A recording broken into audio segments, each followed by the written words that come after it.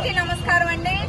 ఈ రోజు తెలుగు జాతికి ఒక గుర్తింపుని గౌరవాన్ని తీసుకురావడం కోసం తెలుగు భాషా ప్రయుక్త రాష్ట్రాన్ని ఏర్పాటు చేయడం కోసం ప్రాణాలు సైతం అర్పించినటువంటి మహానుభావుడు మరి ఆంధ్ర రాష్ట్ర సాధన కోసం అవతరణ కోసం ఆమరణ నిరాహార దీక్ష చేసి మరి బలిదానం ఇచ్చినటువంటి మన అమరజీవి పొట్టి శ్రీరాములు గారి వర్ధంతి సందర్భంగా జనసేన పార్టీ తరఫున వారికి ఘనమైనటువంటి నివాళిని అర్పించడం జరిగింది.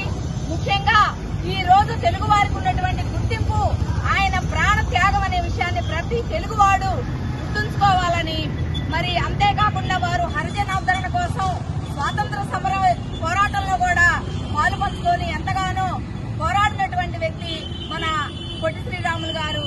అందుకే పవన్ కళ్యాణ్ గారు ప్రతిసారి చెప్తూ ఉంటారు, మా అధ్యక్షుల వారు ముఖ్యంగా రాష్ట్రం కోసం, దేశం కోసం, ప్రజల కోసం ప్రాణాలు అర్పించినటువంటి మహనీయులకి మరి వారి స్ఫూర్తి భావితరాలకు గుర్తుండాలంటే అటువంటి మహనీయుల విగ్రహాలు మనం ఏర్పాటు చేసుకోవాలి. ప్రధాన రహదారులకి ఆ మహనీయుల పేర్లు మనం పెట్టుకోవాలి.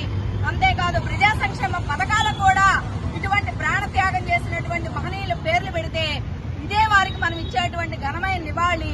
తద్వారా భావితరాల్లో వారి త్యాగం ఎప్పటికీ అమరంగా మిగిలి ఉంటుందని పవన్ కళ్యాణ్ గారు పదే పదే చెప్తుంటారు.